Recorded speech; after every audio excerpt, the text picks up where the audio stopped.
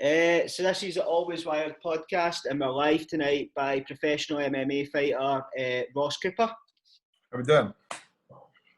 So Ross, you were brought up in Edinburgh. What was it like growing up there? I grew up in South Queensferry, which is right on the edge of Edinburgh, right where the Forth Road and Rail bridges are. And it was nice, to be honest. There's a lot of... I like it there. I still like it there. I don't live there now. But it was a nice place. There was never... It was kind of... It was better than living in the city. As I got a wee bit older and I moved into Edinburgh, I didn't like it as much. I live in Livingston now, which is proper quiet. And it kind of reminds me of that as well. I couldn't live in a city centre. I couldn't live in a busy place. Like where I live now is mega quiet. There's nothing happening. I live 2 minutes from Livy Centre, and it's just all elderly people. It's just quiet, and it's the same. Queensferry was the same. When I grew up there, it was a quiet place. I didn't think it's like that now, to be honest. For what I'm seeing for people on social media and stuff, it's went a wee bit downhill, unfortunately. So I'm glad that I didn't stay there now. One of the boys in the podcast, he'll be gutted to hear that, because he used to go his holidays to North Queensferry because he loved Deep Sea World, but that's why he loves sharks, so he used to go and stay with his uncle. North Queensferry's all right. I took the kids to Deep Sea World before this lockdown and everything, and it's a pain in the arsehole. It's like 40 minutes and you've got round it, and then you've got like this shitty wee cafe where a pizza's a tenner for a slice. It's horrendous. I'm sure Deep Sea World was better when I was little, but I don't know what's going on with it now. It's just become commercialised, isn't it? It's a nightmare. Honestly, see, when I was little, I was like, Deep Sea World's this massive place, and now you go there. I take my kids, and I'm like, fucking hell.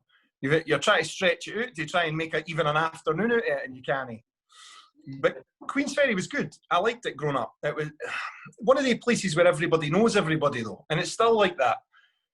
Like, I've got guys on my Facebook who, like, I went to school with, and they still occasionally, and it's sometimes I still go back and I do during the sort of lockdown period when all the gyms and stuff were shut. I was doing like a training sessions out there. There's a big set of old wooden ladders. They're massive.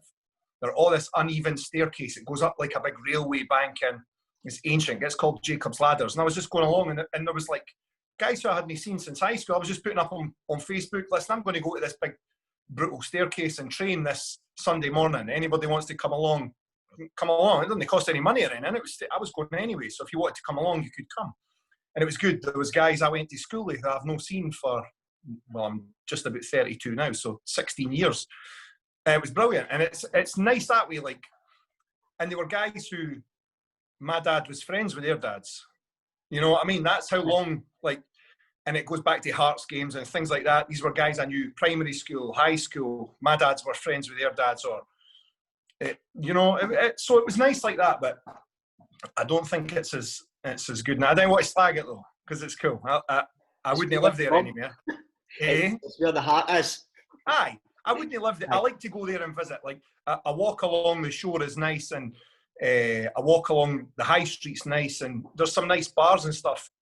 It was my birthday, so like the week before all the pubs shut, it was my birthday, and I went out to South Queensferry for like my birthday night out. I went to a wee pub called the Rocco Pier. It's really nice. I like it, but that's all the side down by where the bridges are is always nice, isn't it? That's the sort of touristy bit. So the touristy bit's brilliant. I love going there, but the top part not so much. So I avoid that bit.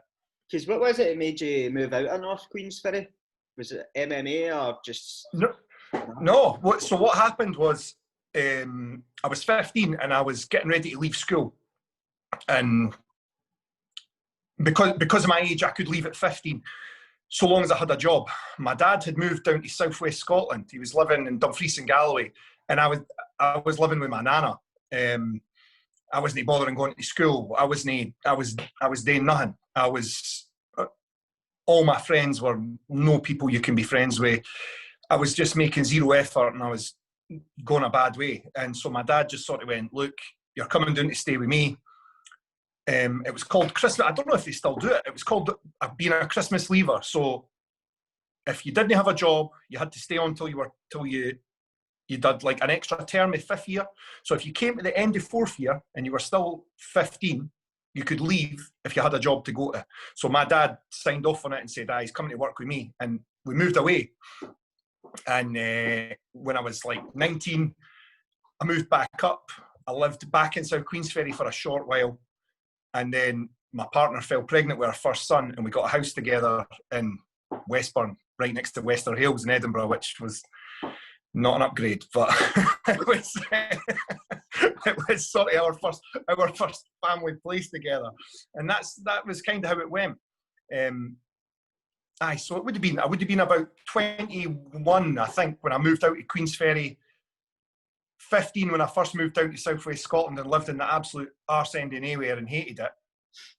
But it was a good shout by my old man, to be honest. It was a good call, all my friends, they're no bad guys. Like, I could still go and catch up with them now. They're up to bits and pieces. They're doing all right and everybody's working and stuff. But I was chatting about this the other day, like, high achievement in South Queensferry seems to be got a trade. That was the absolute ceiling, Like, if somebody got a trade and had their own van and were self-employed, they'd made it. They were like, do you know what I mean? There was never any talking. You didn't. No, none of my friends went to uni or anything like that. There was none of that. There was like apprenticeships, and that was it. And I didn't want to do anything like that. My whole working life, I've pretty much not really wanted to. So, I didn't put much effort into it, unfortunately. But that was how I fell into MMA. When I moved to Wester Hailes, Westburn, people didn't know where Westburn is. It's a tiny wee bit at the side, so I'll just say Wester Hailes. Enzo Parenti had a gym, which was 5 minutes from my flat. And it was just weights. I was working on doors, and everybody trained, everybody lifted weights, all the guys I knew. And there was a gym, not even 5 minutes in the car in Longstone, Enzo's old gym. And it had weight, it was like on 2 levels, had weights, everything down the stairs, and upstairs there was MMA training, and I had never really been interested in it. And what happened was I was going into the gym, lifting weights, and I was seeing guys coming in and going upstairs, and I said, what are they doing up there? What's going on up there? And I'd probably been training there for a good couple of years anyway before I sort of went, I'm going to go and have a wee look. So chatted to Enzo. I didn't know much about him. Knew he'd done MMA, but to be honest, I didn't really know that much about MMA. Like, I wasn't like a mega fan of the sport or anything like that. Like, I'd seen The Ultimate Fighter 1 on DVD. Right, and that was probably it. That's it. Like, and I know that it sounds like cliche because loads of guys go, I seen Ultimate Fighter 1 and I was watching Chuck Liddell and that's what got me into the sport. That's not really what got me into it. Like I say, I went up, seen guys hitting pads and kicking bags and stuff, and I was like, because at the time I was just throwing about dumbbells and just trying to, can I put loads of plates on a bar and lift it? And it didn't get me wrong, I still like weight training, but at that time it's all I thought about. And because of the job, like I was just working doors 7 nights a week, 6 nights a week. I wasn't doing anything. I've always been like this, like, I've always liked to keep my days free. So I've always had jobs where I work at night, always. I've always done it. I've tried jobs where I work during the day and I never get on well, and it never goes that great. I just prefer to be able to wake up during the day, go to the gym, do what I want to do. Like, I've never subscribed to that 9 to 5. I don't know, it just seems so alien, It's always been a massive struggle for me. I actually tried it not long ago. I got a wee security manager job and I lasted about 6 weeks. I hated it. Getting up at, well, it was around this time of year actually. So getting up in the morning, it's pitch black, commuting into Edinburgh, sitting in trails of traffic, sitting in a building all day, pretending to be nice to a bunch of people who couldn't even be bothered to find out your name, sitting there in your suit and tie, pretending like you give a fuck. Come home, you're knackered. You've not seen the kids all day. You've sat in traffic an hour and a half home. You're lucky if you get to the gym. If you get to the gym, you didn't see the kids. Kids are away to bed by the time you get in. It's just no life, And so I'll probably always be this way. I can't see me doing that Monday to Friday thing. And I think a lot of the guys in the gym are like that as well, to be honest. I think it's that way as well. Like for guys like yourself that are at that kind of professional level, it's like the 9 to 5, but your kind of day job, that is you in the gym and kind of working, and then after that, when you feel a bit tired, that's when you go to the later job, because it must just feel so alien to kind of like go and do like your 9 to 5 job and you're knackered, and then having to put in that level of performance, because you obviously train at a really high gym. You train at Scottish Hit Squad, which is some absolute beasts in there. So like, you always need to go in with your kind of A game for them as well. So if you're getting a bit kind of lethargic, I can imagine it's no great. No, it's no. I'd love to make out that I trained every day and I trained half as hard as some of the guys who are there, but I didn't. Especially 2020 has been a write-off with everything that's happened. And changes to timetables and changes to training and what's going on, and people like I had put up a couple of pictures earlier in the year, just a sort of your normal gym team picture where you're like, hey, aren't it? People, the amount of messages I got, oh, how are you back training and why are you allowed to train? And I got a load of shit on Twitter for it as well. People, oh, you shouldn't be doing that, you're spreading coronavirus. And you think, be more concerned with your own health, don't be concerned with my health. Folks just putting their nose into everything, like it's like fuck off. But let somebody do what they want. If they're no harming anybody else. And I'm doing it with guys who want to train as well. It's not if my head coach messaged me and went, listen, you look too unhealthy, you can't come in, I'd be like, I didn't bother, that's fine. Right. But that's not what's happening. Now, honestly, I'm actually only getting along to hit. I don't know if I should be saying how many times a week I go, but I'm only going a couple of times a week because we have all the changes to the timetable and all the changes to classes and the way things are spaced out now. It's hard to make. It's like I'm working full time. I've got 2 kids. I'd love to make excuses and say, I didn't go because of this, and as well, it's hard to get motivated. You know, you're no fighting. There's nobody fighting this year unless you're on Bellator or the UFC. You're not fighting. There's nothing happening. Like, and I'd love to be optimistic and go, look, there's these pay-per-view shows, and there is one, Celtic Gladiator, and it's been the only. I think they've had one show this year, but outside of UFC, Bellator, Cage Warriors, and one Celtic Gladiator show, there's no shows. Nobody's fighting, and these Cage Warrior shows, they're going to be contracted guys anyway, so you're not going to get on them. Your contracted fighters on Cage Warriors probably should have already had 4 fights this year, and they've had 1. Yeah. So they've got a list that long of guys who they need to match up and need to get fighting. And if you look at that last one where they did the 3 nights in a row, Thursday, Friday, Saturday, the amount of guys dropping off because they had COVID. Like, they tested them for COVID, bang, they had it, couldn't fight. They lost loads of fights. And you just think, it's a mad time. It's a big problem. And I hope we can just kind of, I don't know, what do you think? When's this all going to stop? When are we going to be allowed to train properly again? See, I don't know. I think it's going to get a bit tighter before it gets better, which is a sad thing, because it's like the restrictions have been in place since March. So if you go like through March and we're now approaching November, it's about 8 months. 8 months of training that people have lost. That's for a lot of younger guys as well. That's potentially 3 fights. So it's looking like they're going to lose about a year of their career. And you just feel so bad. Well, I'm about to turn 32 in February, so I'm at the top end of it. Do you know what I mean? Like, I can't be having a full year with no fights, and that's what we've had now. I've not fought now since last November, and when's it going to be? Like, I'm not going to be fighting before I'm 32. There's not going to be shows in January. And it's tough.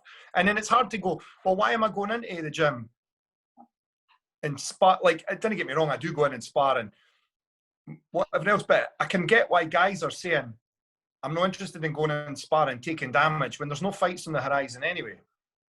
And I understand it for that point of view, but I don't know. I don't even know what we're going to do. I don't know even. And the thing is, like, say when they do go back to saying, right, you can have shows, but when can you have people in? Like, these promoters have got to make money. And if they didn't make any money, and the pay-per-view model is, I quite like it, that shows are able to do that, but how many people realistic, outside of your family and friends, on these regional shows. People aren't going to pay for it. I don't know. Because that's the thing as well. Like you've fought in On Top and you've fought in Forza, which is like two of the biggest like organisations in Scotland. Are you worried about the future of these organisations? Like, are they going to be able to withstand a year's worth of revenue loss? Well, exactly. Like for Forza, Enzo's got a gym in Musselburgh. How does it survive? Like it's probably not pulling in huge membership anyway. And with these further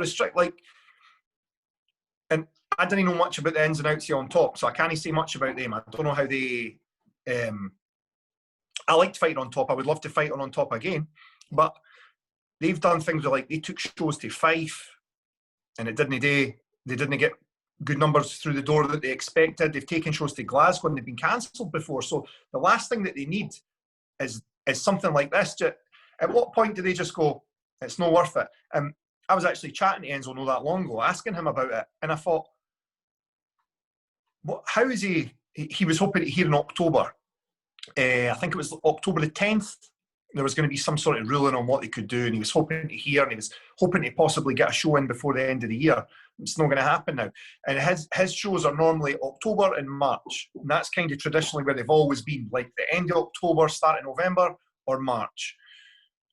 It's not going to, how is he going to put, and the thing is though, he's going to get lots of people, if he says, right, I'm doing a show in March, he's going to get lots of names, because guys are still training, guys are still in the gym, guys are still, like, again, I need to watch what I say because I didn't want to get anyone in trouble, but I know that probably all gyms, guys are training. So it's there's going to be plenty of guys wanting to fight, because like you say, they've lost a year, they've lost 3-4 fights, and by the time you get a regional show in Scotland pop back up, guys are going to be desperate to get on. They're going to be desperate to get on.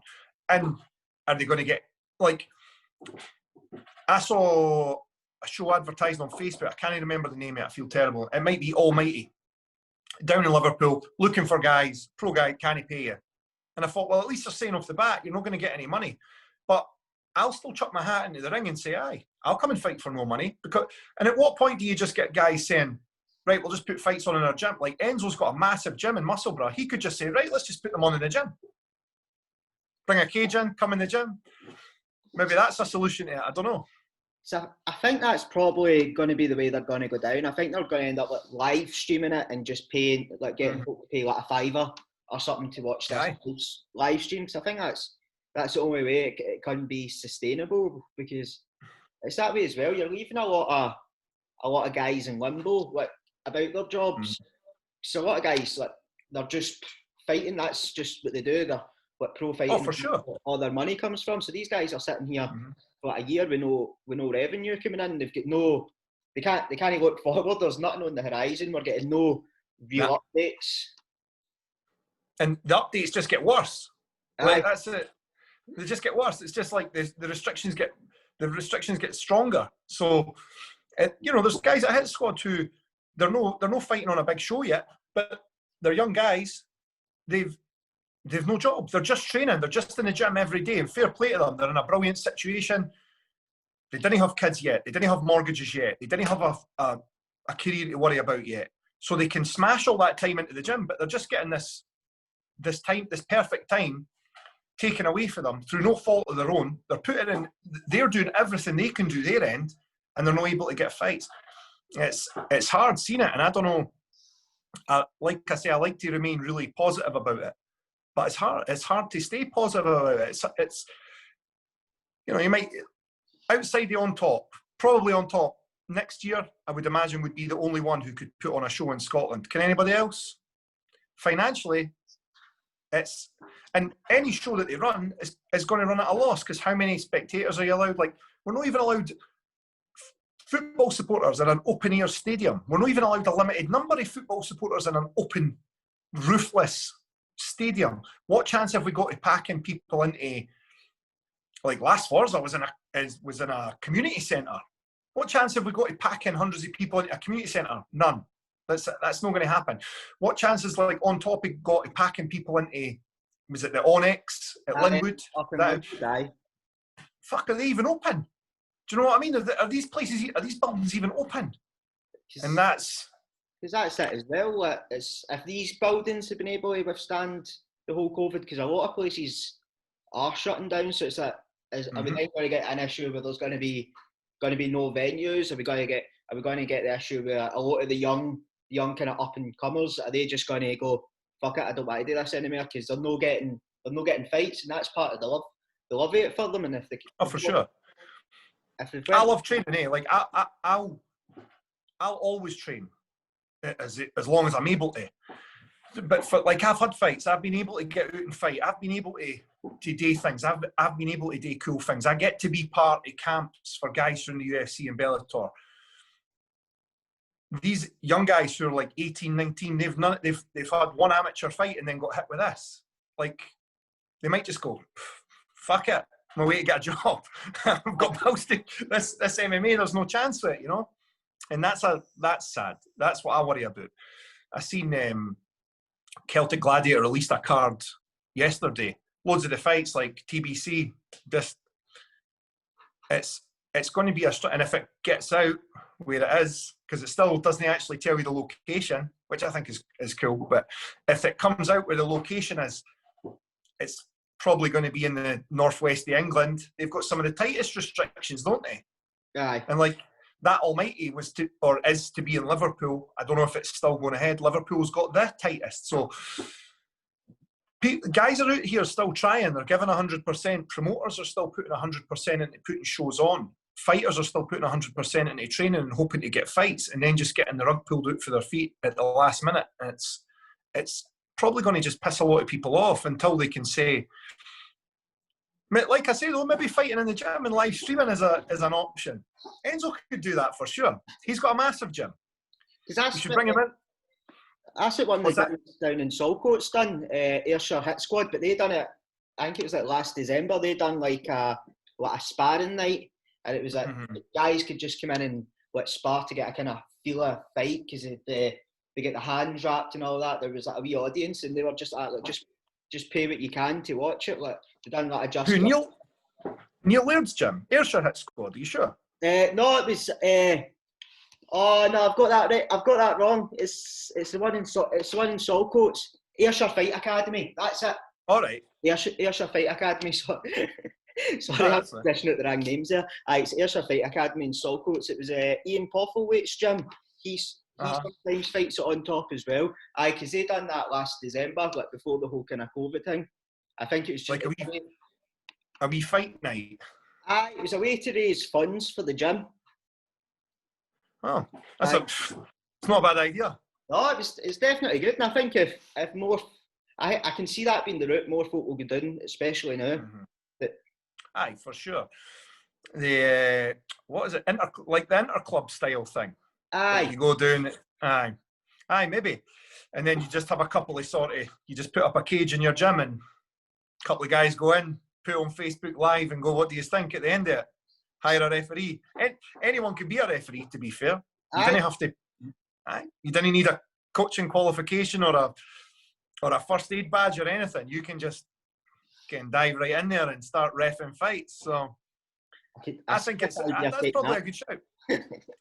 We could set that up somewhere else. Put a cage outside somewhere and just say, "Look, come along." There's no money involved. Buy a favour yesterday. Get them fighting on the beach. Aye. You can't get any money, but it'll go on your record. People would go for it. Like I say, guys are champing at the bit to fight now. I know that for a fact. If Brian Gallagher put up in the group chat, there's a fight show in December, who wants on it? Every single hand would go up. So there's nobody going to be like, nah, I didn't fancy it. But this is the problem. You're going in, you're putting everything into training, and it's heavy going.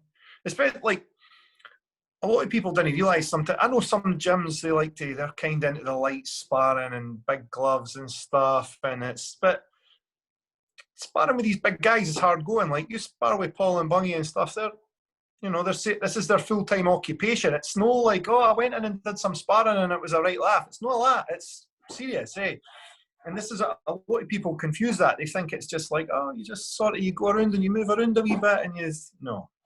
So that's no, if you're doing that week in, week out, couple of times a week to get no fights at the end of it, you're just sort of like building up for, and I think it's going to piss a lot of people off.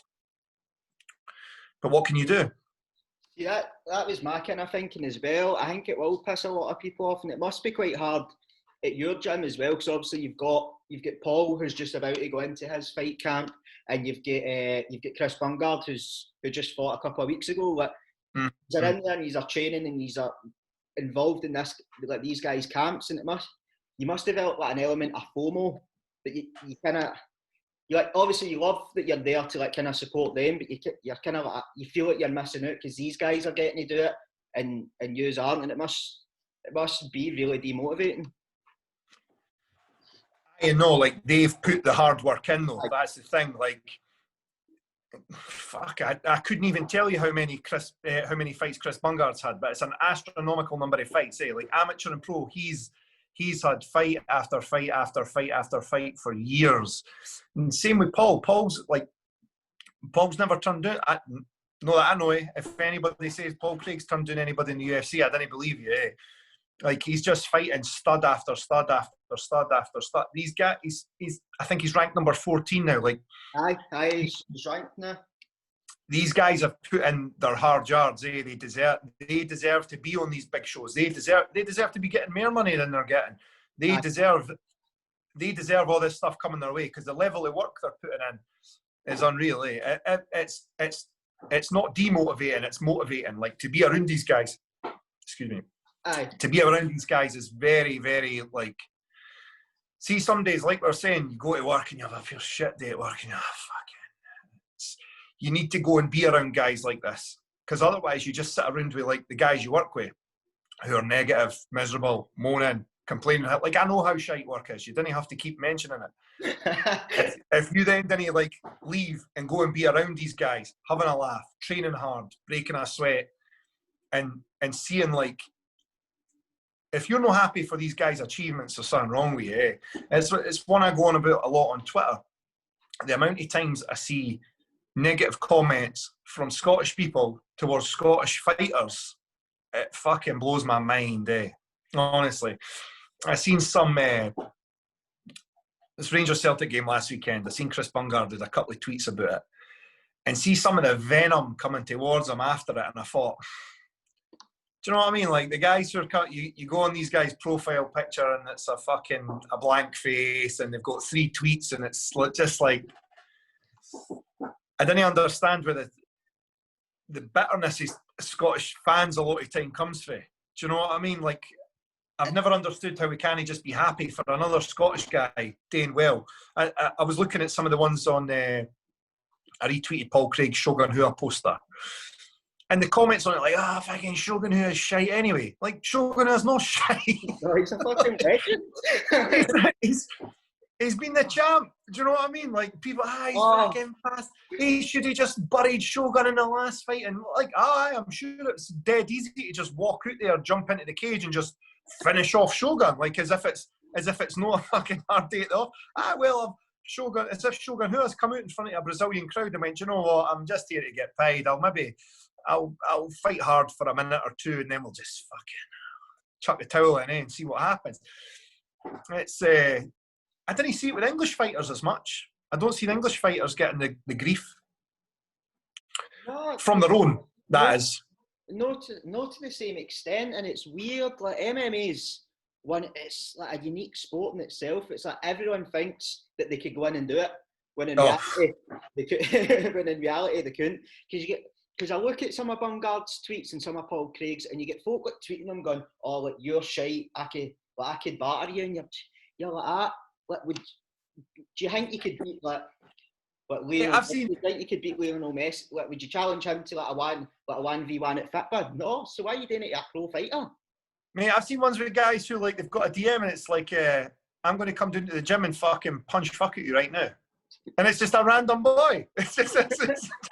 He's probably never even went for a long walk, never mind a fucking run, never mind a gym session. And I don't know, it's a mad one that we've got here. It seems to be epidemic. It's all Rangers supporters getting bungy abuse, to be fair. I think he brings that on himself. Exactly as well. You admire the restraint. Because when guys are tweeting, like guys are sending you messages, he's going, "Oh, I'm going to come down to your gym and not fuck it." It must be so hard. No challenge and just go, right, meet me at such and such a place. Probably would. To be fair, I think Bungie and Paul would as well, but they'd get in trouble for doing it. But I'm not in that position. If you want to tweet me and say you'll come down and smash me at the gym, come down. I'll fight you. Like, it's not a problem. All right, if they come down, just put a fucking heat guard on them and put them in with Paul Craig, and I'm sure. I'll stick my gum shield on and I'll wear big gloves for you, so it's not too bad. But you get it. Eh? It's a shame. It's a weird negative, like that Scottish sports surrounded with. We hate other Scottish athletes, don't we? I don't know why. I think with MMA fighters, they get it worse because you only see them like a couple of times a year. You only see them fight a couple of times a year. You don't see like the hours upon hours that they put in the gym, like trying to perfect all these different crafts and everything that can lead up to a fight. Because you've seen it with you see it with Bungard sometimes. Like he gets a lot of abuse for how he performs on the night, and then I can't remember what one it was. I think it was a Charlie Leary fight. He got a lot of abuse, but then he felt like he had to come out and say that it was because he had a really bad weight cut. And it's like, why do you feel it's sad that people need to kind of justify performance, because it's two highly skilled athletes and fighting for about 15 minutes. Fucking anything can happen on the night, and anything can happen leading up to the fight. So it's why sometimes that's just a coin toss on the night. Oh, for sure, especially with guys at that level. Like Charlie Leary is an excellent fighter. Look at who Bungy's been going in with, like Charlie Leary, Brent Primus. These guys are they're excellent, eh? Like people have that's what annoys me. People have just no got a clue. They've no idea. Even guys at other gyms at like higher level, like guys like Danny Henry and Stevie Ray, they're going in with people. Well, Stevie Ray's retiring now, but they're going in with guys who are exceptional, eh? And people have just got no fucking idea. It's like they just think, well, why did he not just... they just went out and just knocked him out. I don't know. I'm bad for reading the comments still. I still read the comments, eh? I go on and I read the comments and I look at them and then I go on the profiles and everything and I look at these people and I just think, what the fuck? I've too much spare time at my work. That's the problem. And I just sit there and I go, oh, look at this guy, aye. It's mad. I need to stop doing it. But that's the thing as well. It's not just teammates to you. It's like your pals. It's like people are slagging off your mates, and that must be where it really comes from. Because I can imagine if folk were like giving my pals dogs abuse on Twitter, I'd be looking up their profiles. So it's just kind of natural. I've had it in real life where I've been at a place and someone's come up and they've said something about I'll not name them, but they've said stuff about fighters, and I've went, listen, if you want to phone him, he'll come down there now. Do you know what I mean? Like that's it. I've been in that situation as well, and I wouldn't, like you say, I wouldn't let someone stand there and insult my friend. If I was out in public and someone's insulting one of my teammates, and it's I'm going to have to do something about it. Eh? I can't just pretend that that's not happening. If you're pretending it's happening, then you must agree with them. I think it's that way as well. Let's see, especially on social media. Social media gives people a platform to say things that they would never say to somebody's face. It's my one last week. I was sharing loads of stuff with. Remember, boys and girls, this is the real world. You can't just say whatever you want and not get consequences, like women getting pushed off a bus for spitting on someone. What was the other one I shared? I can't even remember. Somebody getting... The guy gets slapped for hitting somebody with a mask. Aye, that's right, at the train station. You've not got your mask on as well, and he gets knocked unconscious. And that's the problem, eh? Like, people think they can just talk to people however they want. But I guarantee if they saw these guys, they'd be the first ones up to get a picture with them. Oh, no. Let me get a picture with you. We're posting it on Instagram. Can I get an autograph? That's what they do. That's what they do. But I saw you had Chris Duncan on last week. Aye. I had... he was on. That was great fun actually getting to talk to him. I like Chris. He's a hard sparrer, eh? Good spar. He's a good athlete. I think he'll be the sort of next big one out of Scotland. Like, he's already big. Do you know what I mean? What's that? I think is he 7-0 now? All knockouts. I think it is 7-0. Aye. No. All his finishes are good, eh? All his finishes are good. I've even before, I think it was his last fight before Bellator. I was working security for it.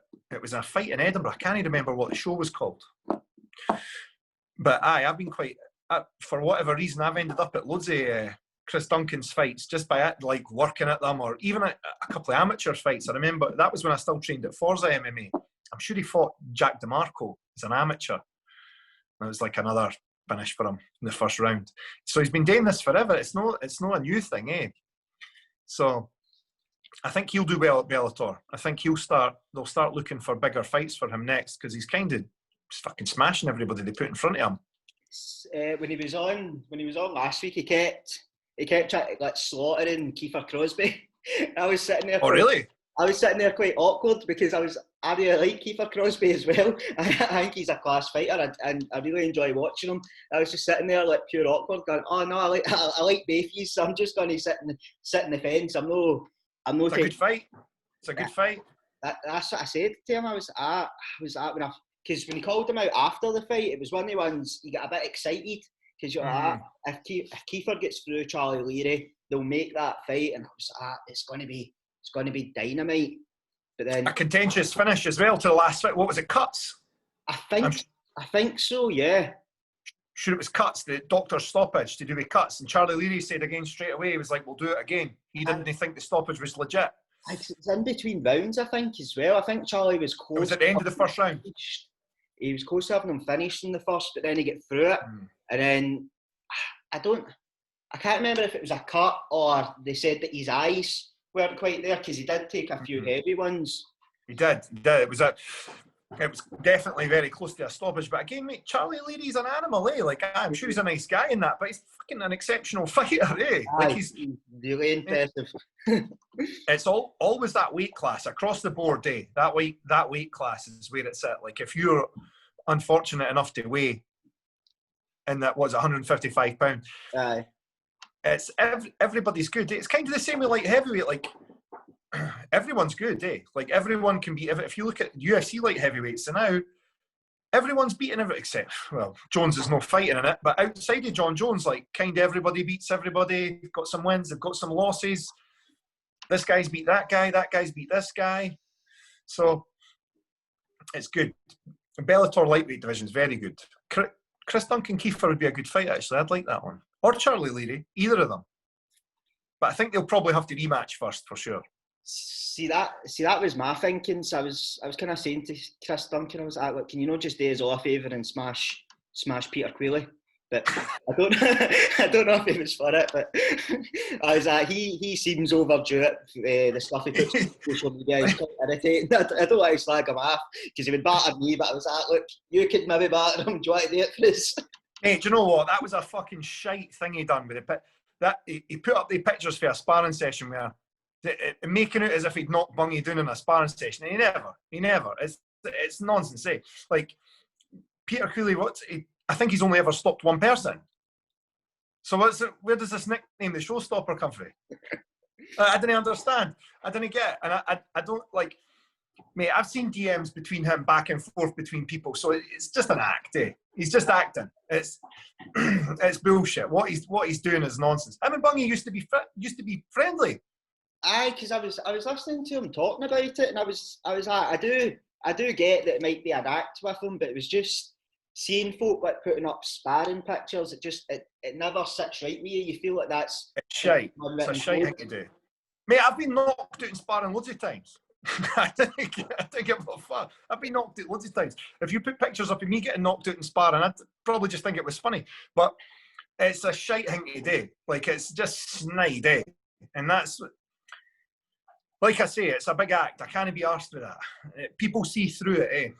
And he pulls out every fight that gets made. He's never wins it. And then he's like sniping at people who didn't make weight and sniping at other people. Yeah, fucking, you pulled out more fights than anybody else I know. So we could sit here and talk about them all night, to be honest. We should. So Kiefer will definitely fight Chris Duncan. If he says, let's make that fight, I'm certain that'll happen. That'd be good.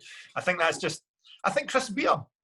I think so as well. I think he's definitely more than capable. And for talking to him, it seems strange to say this, but I was really surprised by how intelligent he was about the whole kind of fight game, and how his mindset was really impressive. Like he was basically saying, like, why would I just train in Scotland?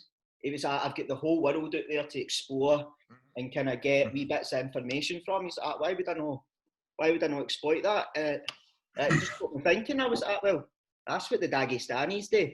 Like Khabib and that, they go elsewhere to learn more about, like, for sure, American wrestling. So it's worked for so many people. So why is more folk not doing it? He's a mega hard worker as well. Like, and if you're doing rounds with Chris Duncan, they're tough rounds, and I'm a lot heavier than him. Eh? I'm a lot heavier than he is. And even taking him down, it's just like bang, straight back up. Take him to bang, he's straight back up. Like, he doesn't stop. Eh? He's relentless. I love having him at the gym. I love having him visit the gym. I didn't do too many. That last, I don't think I managed to get in for any with him prior to that last fight he had there, but he was kind of more sparring with guys around his weight. Again, I feel like you need to watch what you say, because people will be like, "Oh, you've been in the fucking gym sparring," and then it'll be like, "Oh, you're fucking into trouble." I know, or you're fucking grassing up your teammates who've been in the gym sparring. So, but I seen him prior to that last fight. He looked in great shape as well. He always does, doesn't he? And he was excellent. It'd be good to get him out again. I think he's one of these guys as well. Like, he always seems to be in shape. Eh? He never seems to not like me. I fucking let myself go. Sometimes I'm bothered, and sometimes I just can't be arsed. Is the truth.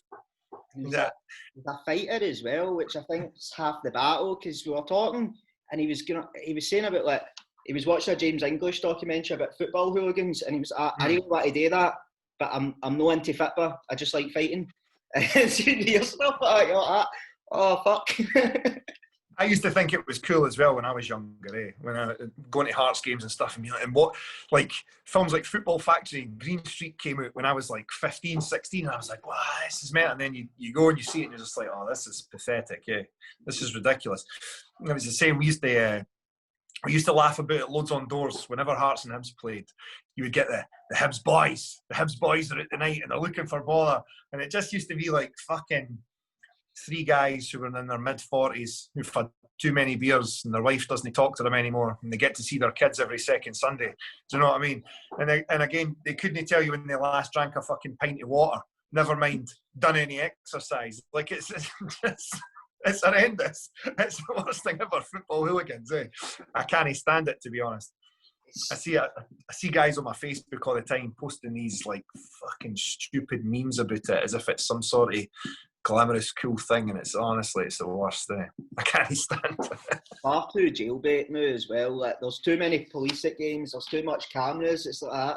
You do it for about the fights last about 30 seconds, and they're all fucked. 30 seconds, and you get your door kicked in 2 weeks later after police, and you're doing a 5 stretch in Ballini. That was the point. It just seems daft, eh? Like, I can't get my head around it. Like, you want to go and, I don't know, just go to the gym, fight somebody new. I'll fight you. If you wear in my weight, I'll have a fight with you. Like, if you're in the 100 kilo region, I'm up for it. But that's the thing. Even for me now, like, finding fights, getting opponents, it's tough. There isn't millions of guys, especially on the sort of regional circuit. There's a guy I kind of go back and forth with him. His name's Brad Tarrant, and we just message back and forth, keep trying to make this fight. And we've had like dates to have this fight made, and then stuff keeps happening. We had one arranged last year, actually. Can't even remember what happened. I was scheduled to fight him, and like 2019, I had about 6 fights fall through. Like, fights that were made fell through. I've been 20 minutes for the venue before, and they phoned up, your guy's not showed up, he's not coming. So 2019 was far worse for me than 2020. At least in 2020, do you know what I mean? in 2019, I was getting fights made all over the place. We were asking for fights. We were offering to step in as a last-minute replacement. And the guys were coming back and going, nah. I was going to ask you that. I was going to say, see the gym you fight from. It's well known as it's one of the top 3 gyms in Scotland.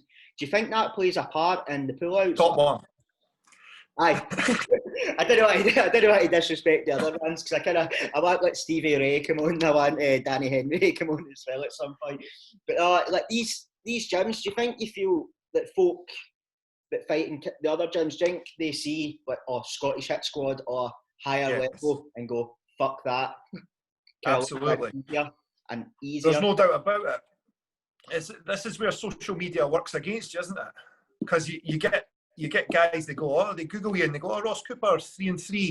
And then they jump on your Instagram and they see pictures with you with Bungie, Paul, Mark Godbeer. They see you with these guys, and then they just go, nah, why bother? Like, there's not a lot to gain for fighting me, really. I've lost some fights, I've won some fights. If you're a guy who's like 3-0, 4-0, 5-0, what you want to take that risk for? You could lose. Do you know what I mean? You could, and like that's just the truth, isn't it? There's no a lot to gain for somebody with a kind of an even record like mine. Like, I do think I'll beat anyone on the regional circuit. Without a doubt, I'll beat anyone on the regional circuit. When I accrued all those losses, I was even, like I say, I'm because of everything going on, I'm hardly getting to the gym as it is now. But back then, fucking hell, I didn't know anything. I was jumping into like cage warriors with absolute like below white belt level jiu-jitsu, and just being like, fuck it, I'll go in. Do you know what I mean? I didn't even get any money. It cost me money. Do you know what I mean? It cost me money. It cost me time off my work. It costs money to go on these shows, and this is what people didn't appreciate. People think that there's nothing financial. If you're coming into this trying to make money, you've picked the wrong pursuit for sure. But aye, it's very hard to get fights, especially, and you get a lot of guys as well, don't you? That they're Instagram fighters. They want to put a picture up on Facebook. They want to put pictures up on Instagram. They want to say they're doing it. They want to put up training pictures, and then they want to go, I was scheduled to fight in 2 weeks, but my shoulder, my knee. It's just the same old pish, eh? Last year I was fucking fed right up with it. I was close to just going, do you know what, I can't be arsed anymore. Nobody wants to fight. Nobody, and it is the truth. Like, a lot of time, like I say, it's easily 6 fights. There was one, I seen the boy had dropped out. A fight had fell away. I messaged Brian, said, can we take this fight? Messaged the promoter. Brian was like, yep, definitely. Messaged the promoter, yep, we'll get you in. Not a problem. This was a fight on like 5 weeks' notice. So it's not as if the guy had to make enormous readjustments. There wasn't any massive changes needed to be made. You could still do everything you needed to do. And at that time, I was like, probably in a negative record. I probably had more losses than wins. And still, no, didn't want to do it. I had guys accepting fights next day, getting in touch. Nah, changed their mind. Didn't want that fight now. And that's more disheartening than everything with COVID. That seems to defeat the purpose I wanted to do MMA. Like, I think there's too much emphasis on like having a record and kind of trying to pad your record as much as you can. Where, especially in the early days, it should be more about learning. Like, either win or you learn. Like, it's a fighting guy. Well, that's the thing. You get these guys, they're padding their records. They're fighting nobodies. Then they're going on to Bellator. They're going into UFC, and they're just getting volleyed, eh? Do you know what I mean? They're going in with somebody who hasn't done that, and they're getting a fucking doing. And it shows. That's it. You can only get away with that. And don't get me wrong. I know it's part of it. I know fighting guys, like last guy I fought didn't have a great record. Fucking terrible record. Let's just call it what it is. But if we can't get fights, what are we meant to do? What am I meant to do? Just no fight anybody? No. So if somebody puts their hand up and says, I'll fight, I'm happy to take it. Like I said now, there's a guy, me and him, we go back and forth. There's no, I'm not into like the calling people out and like, oh, I'll fucking smash you. I can't be bothered with that. Like, if you want to fight, just say so. When somebody says no to a fight, there's no amount of names you can call them that's going to drag them out into doing it. And it doesn't. Once they say no, that's it. They're already beaten. They're never going to take it on, are they? So this guy who I always chat to, Brad Tarran's his name. We're trying to get a fight put together. Can I get it put together? Do you know what I mean? Because there just isn't the shows. That's no as bad as having people pull out on you all the time. Yeah. So, is Brad, is he from Scotland? No, he's from Newcastle. All right. He's a Geordie Shore guy. All right. He's Aaron for Geordie Shore's pal. Right. Oh, He's actually. He's a great relationship with him. Well, to be fair, he's all right. What it was, like I say, we had been scheduled to fight before. I'm not saying it was his decision. I think probably his coaches have went. At first, they went, fine, I will take that fight. And then they went on Instagram and went, nah, change that one. But anytime I've messaged him, he's been like, let's do it. So, I can't remember where I was going with that there. But he's actually always all right. He's never, because I'm never like, fuck you. I'm just like, look, what it was as well was a fight a little while after that one. His opponent had pulled out, and same thing, he got like a same-day replacement, which we've all had.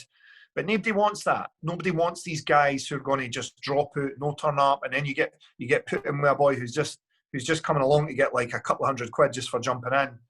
Like, I'm not interested in that. I can't be bothered with that. This is not why I'm doing this. I'd rather just train than fight these guys, to be honest. Like, I could go to the gym and get tougher spars. I could just go to Paul Lanu and say, do you want to turn it up a bit for this round? And you would get a tougher. Do you know what I mean? I didn't want to just go out and fight people for. Like I say, I'm nearly 32 now. The chances of me getting that many more fights is low. I want to make sure they're decent. I'm not interested in like these 100% guaranteed wins. I want to fight guys who could beat me. Do you know what I mean? Why have I been putting all this time in to just go in and fight bums? I didn't want to do that. That's not where I want to be. But it's hard until we start getting shows. I suppose that's it. And all you can kind of do now is just be involved with it, like the likes of Paul's doing. Like he's got a fight scheduled soon. That just got announced 2 nights ago, did it not?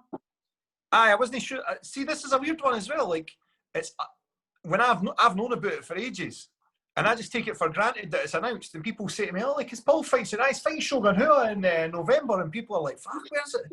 So I should get told less, to be honest. By the Shogun, and do you know what? He won the first. I'm glad this one's in Las Vegas because he won the first one. If that first fight wasn't in Brazil, would have got stopped in the first round. People talk pish because they're watching and they didn't know what they're looking at. That fight would have got stopped. That would have been a TKO in the first round. Job done. Move on to the next one. I'm glad they're running it back though, because it's obviously it's down as a draw. Shouldn't have been a draw. First round's a massive 10-8. And rounds 2 and 3 as well. People going, he's just gone to guard and he's not really doing it. And he's fucking got the most triangle finishes in the UFC. Of course he's gone to guard. There's no...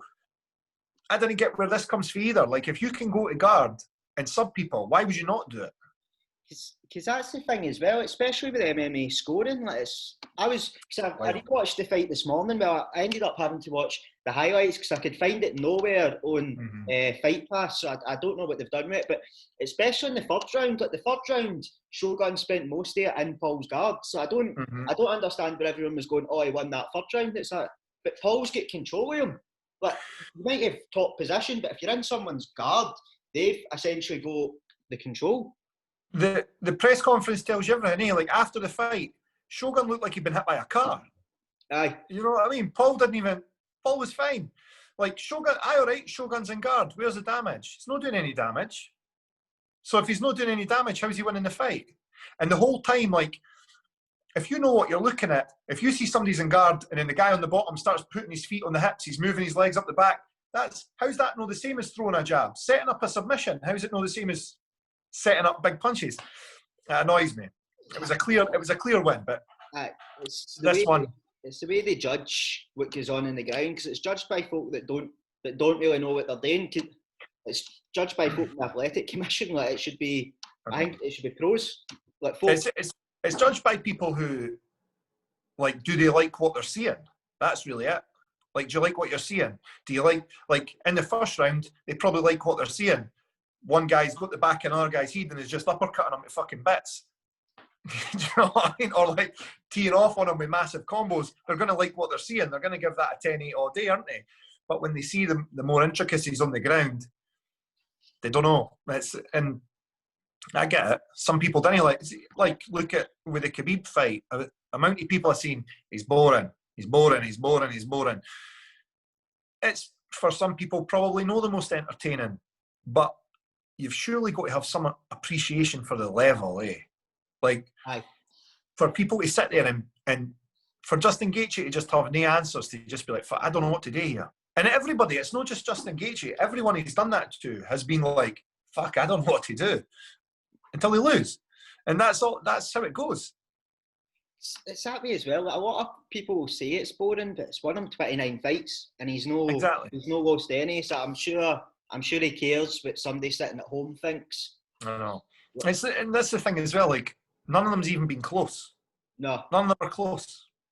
It's not as if like, oh fuck, he was lucky to get that decision there. No, like every single fight he wins every round. He just kicks the shit out of people from bell to bell. If he doesn't finish them, which he has been doing. What's that? When was his last decision? Was it Barboza? I think he went to a decision with Barboza like 4 fights ago. And since then, it's like he's finished Justin, he's finished Conor McGregor, he's finished Dustin Poirier. Just like, you've got to give him the credit, eh? Did he finish Ali Aquinta? Nah, went 5 rounds. Ah, right. He's done the best against him, I think. Aye. So how good's he? On a day's notice. just followed. You want to fight Khabib? Aye, I'll fight him. But we need more of that, eh? We need more people being like that. And that's it as well. Like, one of the fights I did always want to see was Khabib and Tony, because I just felt like Tony's no somebody that crumbles on his back. Like, he trains under Eddie Bravo, who basically they do all their best stuff from their back. So I always thought that part of their fight would be very interesting. Oh, definitely. He's a savage. He took some punishment in that fight with Justin. Like, that was brutal. Hard to watch. Seen the last round, he was just getting a shit beat of him, and you were just you were watching it behind your hands because you felt so bad for him. I was a Team Tony guy. Like, I really like Tony Ferguson. I didn't ever go seeing it like when I didn't really know the guys. I'm not like, oh, I really want this guy to win. I'm just there to be entertained. I thought it was a great fight, but at the moment when Tony turned away from me, that's when I was like, oh, fucking stop this. This has got to stop. Can't keep going here. So, I don't know. He could fight again, I think, though. I'm unsure. It felt to me in the build-up to it, it just felt like I don't know if it's just because he is still mourning his dad, but it just felt like that kind of love for it wasn't there. Like, being there, losing his dad, who was like his coach and probably like one of the reasons he was fighting. Like, to lose that, it just seemed like he wasn't fully there. And like, after the fight as well, it was quite heartbreaking to see like the way he collapsed. Oh, was it definitely like? But that'll sound bad to say this, but like, it's all part of the show as well, isn't it? That's why that's not me saying he was acting or putting it on. Like, it was definitely heartfelt. But that's part of the reason why the sport is so entertaining. It's far more than just 2 guys fighting, isn't it? You're making a connection with these guys. Like, who you picking? You picking Tony? You picking Justin? You picking Khabib? Who's your guy? Do you know what I mean? So that was again with that one. I actually, in the build up to that, I've never really been a Khabib fan. I've never really liked him. I've always thought his behaviour was pretty shitty, to be honest. Like with the homeless guy doing the press ups and fucking the attacking Artem Lobov, or no attacking him, but you know what I mean, rushing him in the hotel with a big mob of guys and that whole thing. It was, but that was good. It was shite. And the build up to that one, I was kind of like, I think I would like to see Khabib put in a good performance here. I thought Justin would have done more, but he's not had to fight Khabib. It's all well and good when you're somebody like Justin Gaethje who just marches forward, no giving a fuck about his health. But you can't do that with everybody. Like, especially and Khabib was walking him down. Aye. He's never had anyone come out and do that. So of course he's going to be like, fuck, what am I doing? He was just getting pushed back and pushed back and pushed back, and I think he was kind of a bit like, oh fuck. But his leg kicks, they were doing a bit of damage on Khabib. I don't think Khabib is the type of guy. I think he's just one of these proper tough guys, who it would have to be broken for him to stop. Right. He did just eat another 10, 15, 20 of them until he either couldn't put. There's they type of guys, they just didn't give up. They're not going to be the type of guys who go, my leg, I'm done. He's not going to care. He would do something. I don't know. Maybe. Well, no, we don't know now. We're not going to know. I think it's the background he comes from. Like, he comes from Dagestan, which is war-torn. Like these guys were kind of brought up just to be savages. Like, we've all seen the video of Khabib as a kid, like wrestling. I was like, there's no much you can do to folk that have seen the shit that he's seen to make them quit. Like, you're going to need to knock them out. And there's probably no many choices out there either, is there? Like, all the guys who come out of there, like, they're all tough as fuck, dedicated as fuck. Like, they know like, they get a bit of grief for being kind of one-dimensional, but it's pretty effective. That last guy, Paul beat, he's beat two for out there now, isn't he? I can't even remember the guy, the shaved head guy, the last one. What was his name again? The guy that's terrible. Caught him in the triangle. Gets everyone with a triangle. Did you place a bet on that? Because I'd been following like your feed on him, and like you were tweeting every day, Paul's going to win via triangle. Paul's going to win via triangle. Did you put a bet on it? I bet a lot more than I should, to be honest. I bet on everything. I always bet on Paul. Always bet on Bungie when I can, because I bet with 365. So right. You can't always get Bellator, but I always back my teammates. For sure. Always. But I always back Paul by submission. Every fight. Actually, I think I backed him once by TKO as well. And he fucking subbed the guy. I was looking at Paul's record today, and it's crazy. None of his fights have went the distance. No, never. Everything he's won, bar one, has been via submission. But this is the thing. The guys are. This is another one that people just didn't give credit to. The guys are 100 kilos. All right, you touch the scales, you're 93 kilos. Like, by the time you rehydrate, you're 100 kilos. Wearing a 4-ounce glove, they skiff across your jaw and you're hitting the floor, Like, I don't think people understand how fucking hard it is getting hit with one of these by a 100-kilo man. It's unreal. And then getting kicked. There's a lot of ways to lose, and as these guys get heavier and heavier, like, the chance of impact or a fight ending shot just increase. And that's why I think so many of the guys feel like number 20 up at light heavyweight, they've all beat and lost and beat, like we said earlier, wins and losses all against each other, Like, I actually thought Dominic Reyes would beat Jan Blachowicz. I thought that would go Dominic Reyes' way after the performance he put in against John Jones. I actually felt like he won that as well. Aye. So I felt like Dominic Reyes was the champion, but then Jan Blachowicz just comes out and flattens him. And you're like, that, how often do we see that? Like, Johnny Walker was this great up and coming. He's going to be amazing. He's going to be the next UFC champion. Boom, elbow in the face of Khalil Roundtree. He dropped Khalil, didn't he? Yeah, last fight. And then who knocked Johnny Walker out? Oh, it was Corey Anderson. Corey Anderson, that's right. Aye. I got that wrong there. He just fucking lost it. Aye, but that's the thing. Like, all of them are great. Like, Khalil Roundtree's brilliant. Johnny Walker's brilliant. Corey Anderson's away to Bellator now, but that Manifield, he's brought OSB. All these guys have all got wins, loss, win, loss, all the way through, and it's a good thing, I think.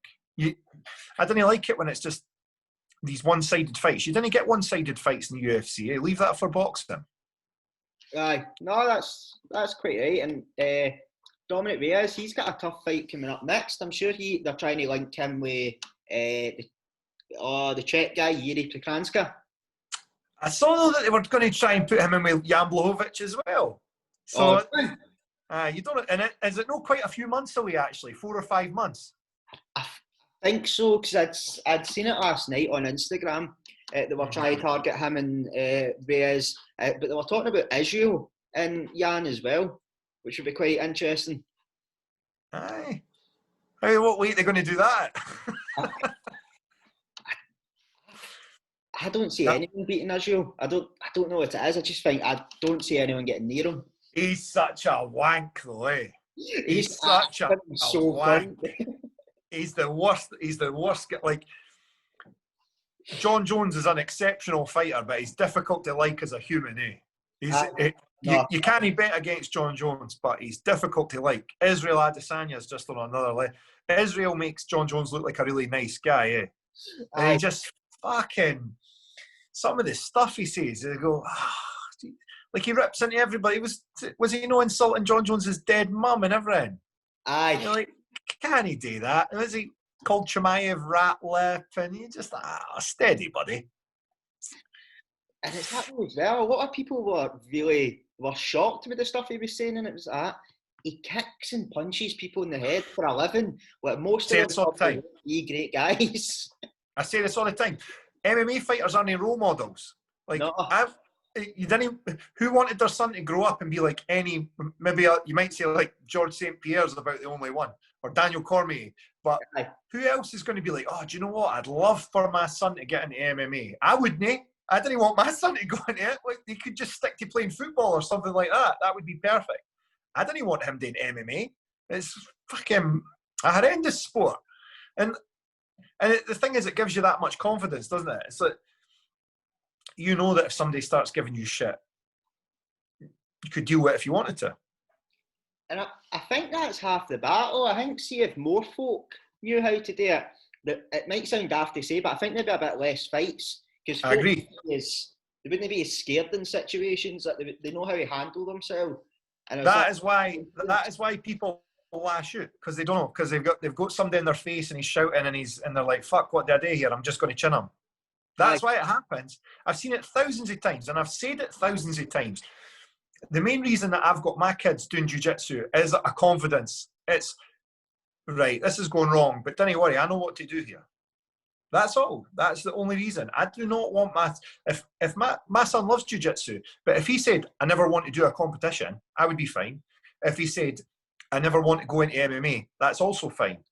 I have no problem with that at all. But it gives them that confidence. Also, it's like when they're rolling at class, they need to learn early that you didn't always win, eh? And that goes for any, not just sport. It goes for, as you get older, like, oh, you didn't get that job. There needs to be that acceptance. It's not always going to go your way. And it's ridiculous to think it is. But I know so many people who they can't take bad news at all because they were never involved in any sport growing up. They weren't even in a football team where they won some weeks and lost the next week. And they can't accept any sort of bad news at all. And it's like childish tantrums, stamp their feet until they get their own way. You think, well, that's just, whereas I'm kind of more like, well, that's just how it goes, eh? And that's what I'm trying to instill in my kids is you're going to win some and you're going to lose some. Because have you noticed with your kids as well, since they've started, that have they become more disciplined? Totally, massively. My son is never in trouble at school, never ever. When I was his age at school, it was the complete opposite. Like there was nothing but ball. But it wasn't just me. It was like all we guys were just always in trouble. I talked to him about like, there's never any he's never concerned about anything. There's no, I don't know. I just think that is true. I would say that's a fair shout. If more kids were doing more sport, they would be better adjusted. They would definitely be more confident. They would definitely, and it doesn't have to be jiu-jitsu or boxing, or they just should be doing something. And we'd have less bullies as well. Never mind more confident kids. It stops these kids becoming bullies because they've got a better outlet, eh? Because that's all it is. And they get to respect like a lot of other kids more, because I can't imagine there's anything more kind of humbling than when you're standing in front of somebody and like you're taking a couple of shots off them and they're giving some shots off you, and you're both kind of like just releasing all your energy on each other. Like that must kind of give you a new way to look at people as well. Releasing my energy on each other. I noticed when I said that, I was at, oh, for fuck's sake, what are you saying? I'm going to have to jump on it. I don't know, whether it's sparring or jiu-jitsu or whatever, it's definitely, like, Like I said earlier, I've been knocked out loads of times in sparring. Everybody has. Anyone who says they haven't is fucking lying. Anybody who says they've not been knocked down in sparring, or they've not had a bad cut in sparring, or they're talking piss, yeah. And that's the difference. These guys who can fight, they understand that it might not go your way. Like, it takes fucking balls to go into a cage where you're on TV. I've had it. I've been leathered on TV. Like, I've had fights that didn't go my way. It's just how it goes, and people can't get their head around that. And it's still even in guys doing MMA. Like, that's why they'll no step up and they'll fight somebody who could beat them. They would rather just fight these guys who are never going to beat them, and they know that, eh? And they're trying to save these big fights until they make it to big shows, and I understand that as well. But what happens if you make it to the big show? What happens if you get the shout for UFC or Bellator and you jump in there and you just get tanked, eh? It just happened to that the boy who was the Cage Warriors light heavyweight champ. He got signed by the UFC, fought a boy who moved up from middleweight, and then he just got put in with Jim Crute, the Australian, and he got fucking massacred inside a round. And I'd actually tweeted it before that. First, this is over in one round, because he's no fighting the calibre of guy, eh? That Jim Crute's a beast. Paul fought Jim Crute, didn't he? Aye. He fought both the Australian boys. He fought him and Tyson Pedro. Tyson, where's he now, eh? You never hear of Tyson Pedro now.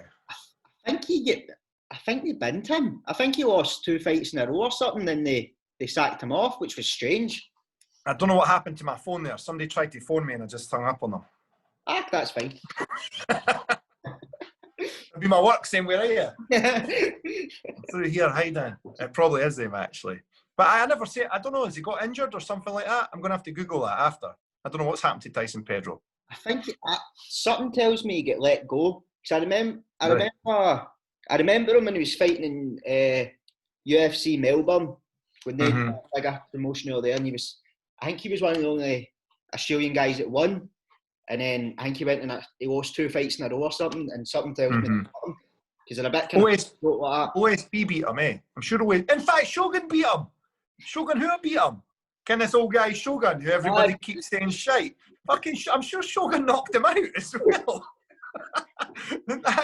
And it goes back to that, eh? Like, I think Paul will stop Shogun quite fast. I think it'll be the first round, to be honest. The way he's looking now, the way he looks in the gym, he looks brilliant. Fuck off, man. My phone keeps going. I have to keep ignoring it. Hang on. Oh, no, that's fine. I think he'll stop Shogun in the first round. That's what I think as well. I think he'll stop him. I think that's my prediction. He's got too much, and the thing with Paul is as well. But see, from an outsider's point of view, it seems like he's got a bit of a chip in his shoulder, because it appears that the UFC don't like him, but they always keep giving him fucking terrible matchups. They always put him up against guys that are undefeated, but these fucking monsters, and it's like, what have you got against them? You say that though, eh? But like at this level, there's nobody in the UFC who's shy, eh? And now he's at a stage where all these guys, anybody to progress up that ladder, you can only fight these good guys. Eh? You can't be trying to handpick fights. There's guys who do that in the UFC who turned out. Look at like what's happened with Leon Edwards there with the whole turning down fights and. There's that. I could go into stuff about other guys who turned down fights as well, but when it comes to the UFC, I think like I say, as far as I know, Paul's never said no to anybody. Everyone they've offered him, they've just went, yep, no problem. You know what I mean? And he's like, he lost his fight against Spann, no lost it, but UFC London got cancelled. So Ryan Spann's another great guy. Do you know what I mean? It's always, he's never fighting somebody who you're like, oh, who's that guy? Like, he fought Magomed Ankalaev, beat him. I think he's the only guy to beat him. Aye, he's awesome, mate. He's unbelievable. See, he fucking smashed Ion. And it was that way as well. See, after that fight, because that was the one he tapped him out with like 2 seconds to go. After he was beating that Magomed Ankalaev a lot of shit, going, why would you not just hold on for another 2 seconds? And it's like, have you ever been squeezed? I've somebody that's high level black belt. Aye. A couple of seconds, you could be out, but you could be cold. Easy. I've tried it loads of times to just go, oh, it's not that bad. I'm going to be fucked up. People they didn't understand, eh? Like, again, they don't know what they're watching. They didn't know what that feels like to have your neck trapped like that. Your brain doesn't know what's going on. It's just telling you, fucking hell, what can we do to get out of this? It doesn't understand that it's a competition inside a cage with a referee and you're probably going to be all right. As far as it's concerned, it thinks you're going to fucking die. You know what I mean? Like, it doesn't know. So, I think Paul with the first round stoppage. I don't think Shogun will try and trade with him. I think he got too much of a kick in the last time. It was very, very one-sided in the striking. I think Shogun will try and take him down and submit him, and he'll get triangled. That's my call. If I was betting my money, which I will be going with a first round submission. And then that opens up loads of doors as well for Paul. Like, after he closes the chapter that is Shogun, like, the world's his oyster after that because he's ranked. So two really fucking exciting fights for him. And I was Johnny Walker will be the next one. I was thinking Johnny Walker because there's a lot of guys in the top 15 that I think he could take easy. I think Johnny Walker's style, like, Paul could take that. He could take him to the ground and just fucking strangle him. Long limbs as well. I think the Johnny Walker fight's a great fight. I think it's a good fight. I like that fight. Yeah. Who's the Ukrainian guy who just beat Johnny Walker in a 3-round decision? What's his name? Karyov. Hey? I think that's aye. He would be an interesting fight. But again, whoever the UFC offer him, he's going to say yes. He's not going to say no. Yeah. So, but that's my. If you're parting with your money, I would go first round submission. It's definitely going to end in a finish. There's no way. It's too. I don't know. It's almost like it's too personal this time, eh? Like Paul's trying to really put a stamp on it and say, "Boom, listen, I fucking won the last one. And there's no escaping it this time." Do you know what I mean? That's my opinion on this fight. He's looking to be really concise, put a full stop on it, and move on for Shogun and go, "That's him done now." Do you know what I mean? He's retired. And have you noticed any difference in, like, the way he's training or his focus for this fight, or does it just feel? He improves every time. I actually said to him, "This is you kind of measure backwards, don't you?" I said, "Would you, if you were fighting the Paul Craig who signed to the UFC, would you beat him now?" And he's like, "Oh, easily." And he was winning fights. He was beating good guys in the UFC when he signed. And now he's in a position where he's like, "Oh, me fighting against myself, I would smash that Paul Craig." Because he was undefeated as well coming into the UFC. Aye. Well, I'm sure he won his first two, I'm sure. But again, it's that thing, like, light heavyweight is a fucking crazy division, eh? Everybody beats everybody. Like, every fight, all these guys are monsters. There's nowhere to hide. Like, you're going to get put in with the best guys all the time. There's nobody who's, like, in bad shape. There's nobody who's grappling isn't amazing. There's nobody who's striking isn't sharp as fuck.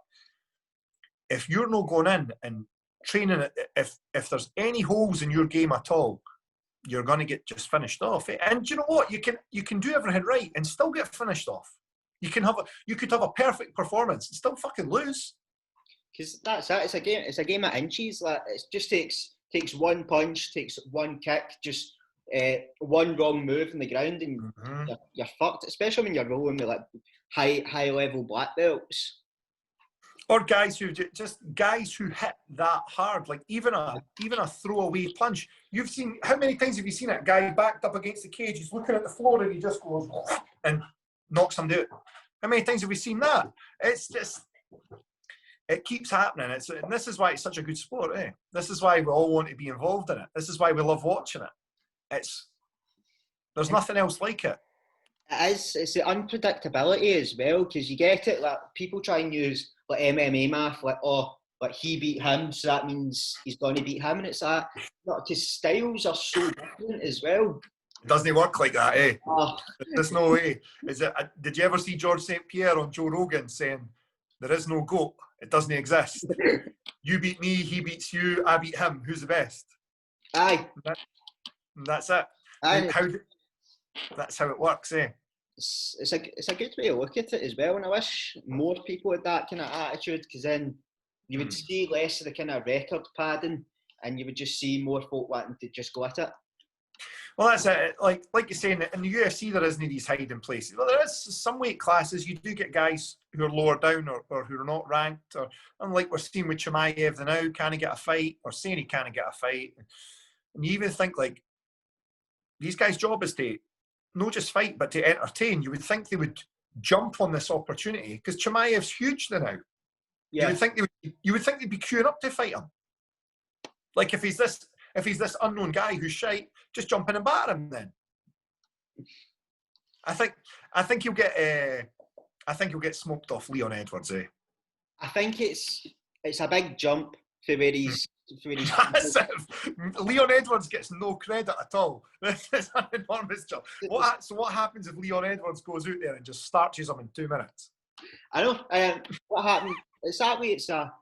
It was a weird fight for Leon to take, because it doesn't seem like he'll get anything from it. Let's see if he goes out and beats him. If they will go, well, you should have beat him. So you should.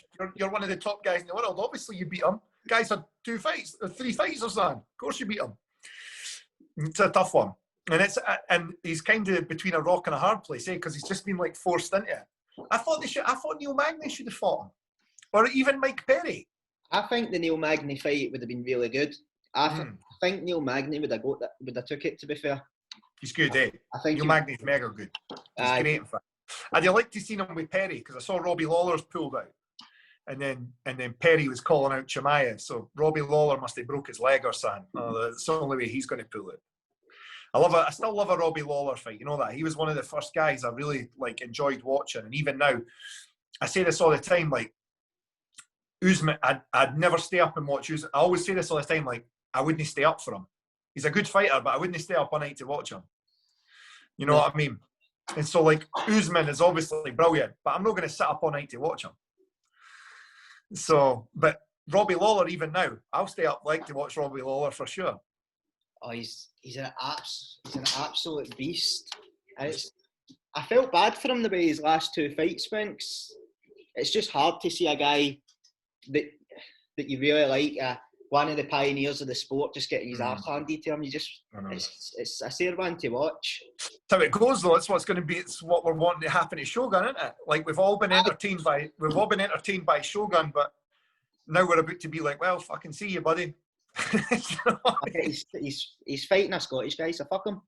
Exactly. He gets choked out. He will. I'm telling you. But right, mate, I'm getting pelters at my work here, so I'm going to have to. No, thank you. Thanks very much for coming on. We appreciate it. No problem. I enjoyed it. I'd love to come on again sometime. Aye, because we've got Bungard wants to come on now as well.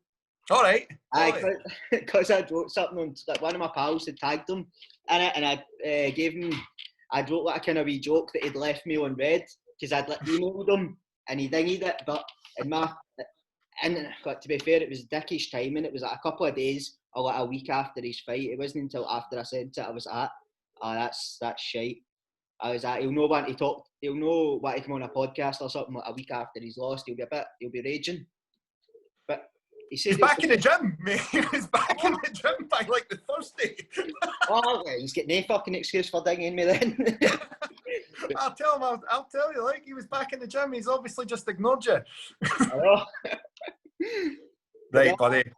Cheers for coming on. Thanks very much. And no problem. We'll be sure to get you on soon.